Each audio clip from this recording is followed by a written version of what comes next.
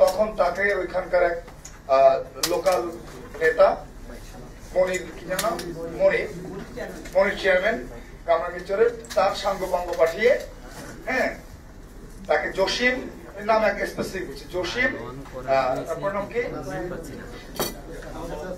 এরাই নাম গুরুত্বপূর্ণ। আমি ওসির কাছে গেছিলাম এবং তাকে নিয়ে কামরাঙ্গীরচরে খোলামোড়া ঘাটের পাশে বয়স একটা লোককে নিয়ে চর থাপ্পড় ঘুষি এবং তাকে হত্যারণ করেছে, বলছে তোকে বস্তায় বেঁধে ফেলে। হ্যাঁ, তারপরে আমরা ওসি সাহেবের কাছে গেলাম। তো আমি বলছি যে এবং এই ঘটনা ঘটার পরে গতকাল যখন আমাদের প্রোগ্রাম শেষ করে সে যখন ব্যাক করছে তাকে আবার গ্যারেজে আটকে, কারণ এই যে একটা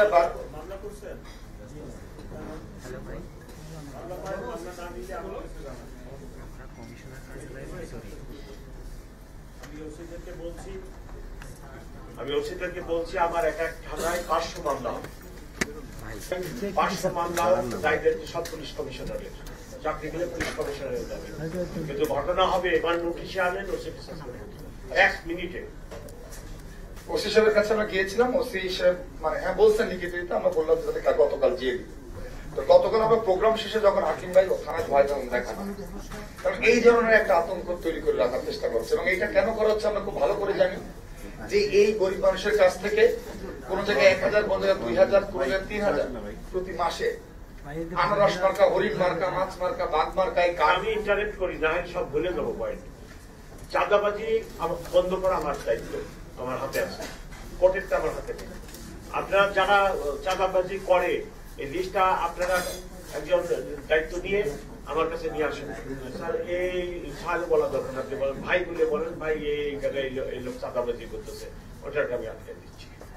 কোনো চাঁদাবাজি হবে না, কোনো চাঁদাবাজি হবে না। শ্রমিকের কষ্টার্জিত অর্থ থেকে আপনি খাবেন, এটা হবে না। আর আমার পুলিশ যদি এই ধরনের কাজে চাঁদাবাজি বা ভাত খায়, ওটা আমি জবাই দেবো, একদম জবাই দেবো স্টেপ। ধন্যবাদ। আমার কাছে নিয়ে আসেন, খালি আমার কাছে খালি নিয়ে আসেন। যদি অ্যাকশন না পান আমাকে বলবেন, আমি চলে যাবো, আমি চাকরি করবো না, আমি কমিশনে থাকতে চাই। আপনার খালি নিয়ে আসবেন। আমি আপনার জনগণের সাথে থাকেন। যদি কোনো দুর্নীতি, যদি কোনো অরাজকতা করতে কেউ চায়